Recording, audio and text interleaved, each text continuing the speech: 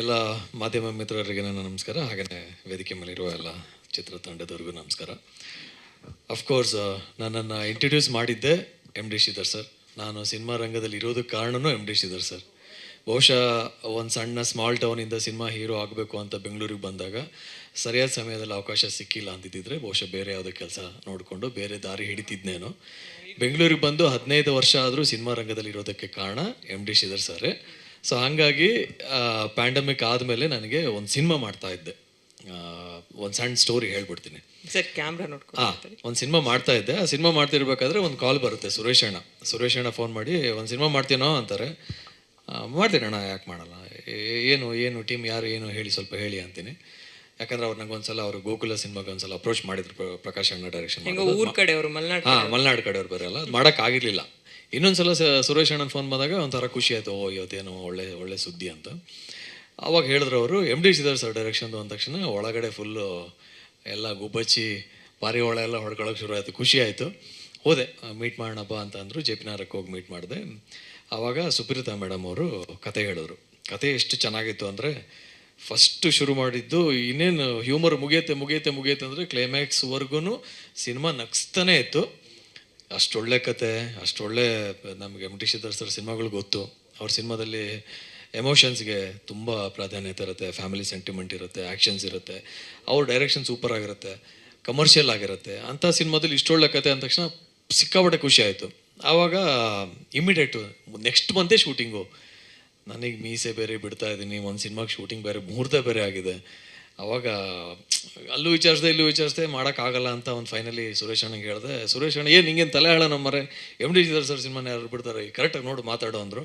ಅಲ್ಲಿ ಮಾತಾಡಿ ಟೈಮ್ ತೊಗೊಂಡೆ. 2 ತಿಂಗಳು ಕೇಳ್ತಿದ್ದಾರೆ. 60 ಡೇಸ್ ನಮಗೋಸ್ಕರ ವೆಯ್ಟ್ ಮಾಡಿ ಅಂತ ಬಿಟ್ಟು ಬಂದೆ.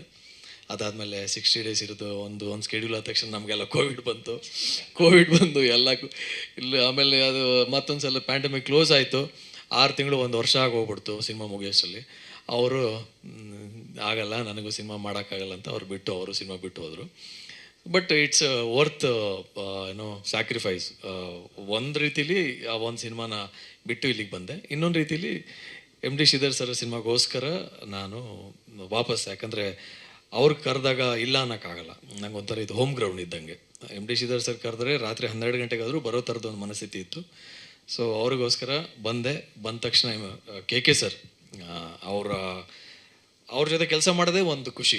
ಅವರು ಇತ್ತೀಚೆಗೆ ನಾನು ಸುಮಾರು ಸಿನಿಮಾ ಮಾಡಿದ್ದೀನಿ, ಸುಮಾರು DOPಗಳ ಜೊತೆ ಕೆಲಸ ಮಾಡಿದ್ರು ಕೂಡ ಕೆ ಸರ್ ಜೊತೆ ಒಂದು ಸಿಗೋ ಕಂಫರ್ಟ್ ಝೋನ್ ಅಂದರೆ, ನಾವು ಶೂಟಿಂಗ್ ನಡೀತಿದೆ, ಕ್ಯಾಮ್ರಾಮನ್ ಇದ್ದಾರೆ ಅನ್ನೋ ಫೀಲೇ ಕೊಡಲ್ಲ. ಅಷ್ಟು ಚೆನ್ನಾಗಿ ನಮ್ಮಲ್ಲಿರೋ ಒಂದು ವಿಷಯ ತೆಗೆಸ್ತಾರೆ. ನಂಗೆ ಇನ್ನೂ ನೆನಪಿದೆ ಸರ್, ಫಸ್ಟ್ ಡೇ ಜಾಲಿ ಡೇಸಲ್ಲಿ ಕಿಟಕಿಯಿಂದ ತೀರ್ಗಿ ಅಳ್ಳಬೇಕಿತ್ತು.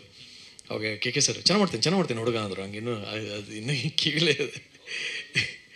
ಸೊ ಬೇರೆ ಏನಾರು ಇದೆಯಾ? ಕ್ಯಾಮ್ರಾ ಫೇಸಿಂಗ್ ಮಾಡೇ ಮಾತಾಡ್ಬೇಕು, ಇದು ರೂಲ್ಸು ಆಯ್ತಾ? ಇಲ್ಲ ಓಕೆ. ನಿಮ್ಮ ಪ್ರಶ್ನೆಗೆ ಉತ್ತರ ಕೊಡ್ಬೇಕಾದ್ರೆ ನಂಗೊಂದು ಕಾನ್ಶಿಯಸ್ ಇದೆ, ಇಲ್ಲೇ ಫೇವರ್ ಆಗಿದ್ದೀನಿ, ಸ್ವಲ್ಪ ಐಬಾಲ್ ಮಾತ್ರ ಈ ಕಡೆ ಇದೆ ಅಷ್ಟೇ. ಹೌದಾ? ಗೊತ್ತಾಯ್ತು. ಸಾರಿ. ಸಾಂಗ್ಸ್ ಅಲ್ಲಿ ತುಂಬಾ ಚೆನ್ನಾಗಿ ಡಾನ್ಸ್ ಮಾಡಿದ್ರೆ. ಸಾಂಗ್ಸ್ ಬಗ್ಗೆ ಹೇಳಿ. ಈ ಸಾಂಗ್ಸ್ ಇಲ್ಲ, ನನಗಿಂತ ಅಂಜಲಿ ಅವ್ರು ಸೂಪರ್ ಆಗಿ ಡಾನ್ಸ್ ಮಾಡ್ತಾರೆ. ನಾನು ಆಕ್ಚುಲಿ ಸಾಂಗಲ್ಲಿ ತುಂಬ ಬಯಸ್ಕೊಂಡೆ ಅವ್ರ ಸ್ಪೀಡಿಂದ. ನಾನು ಫುಲ್ ಗ್ರ್ಯಾಂಟೆಡಾಗೆ ಹೊಸಬ್ರು ಆರಾಮಾಗಿ ಮಾಡ್ಬಿಡೋದು ಅಂತ ಬಂದೆ. ಒಂದು ದಿವಸ ರಿಹರ್ಸಲ್ ಹೋಗಿ ಮಾಡಿ ಅಂದರು, ನಾನು ಗ್ರ್ಯಾಂಟೆಡಾಗಿ ಮಾಡಿಬಿಟ್ಟೆ.